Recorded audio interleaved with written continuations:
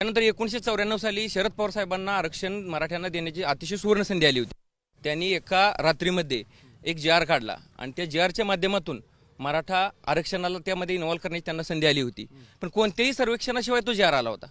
पण त्या जी.आरच्या माध्यमातून आरक्षणाची मर्यादा ही 50% त्यांनी वाढवली। त्यामुळे कायदेशीर मार्ग हा 1994 आरक्षणाचा संपला। त्याला पवार साहेब कारणीभूत आहेत। त्यांना अतिशय मोठं योगदान द्यायची संधी आली होती। त्यावेळेस ओबीसी मध्ये त्यांनी त्याला केलं नाही। त्यानंतर पुन्हा पवार साहेबांनी 2004 साली पक्षाचा जाहीरनामा काढला। त्यामध्ये लेखी सांगितलं की 2004 साली आम्ही तुम्हाला मराठ्यांना आरक्षण देऊ आणि सत्ता पण त्यांची आली। सत्ता आल्यानंतर त्या पक्षातल्या नेत्यांनी परत सांगितले की आश्वासन दिलेलं पूर्ण करा।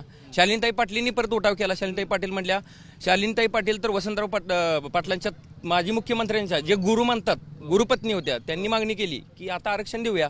तर पवार साहेबांनी त्यांना पक्षातून काढून टाकलं। हे मी नाही म्हणत, शालिनीताईंचा इंटरव्ह्यू काही दिवसापूर्वी बघितला, त्यांनी अक्षरशः रडत सांगितलं की मला पक्षातून काढून टाकलं।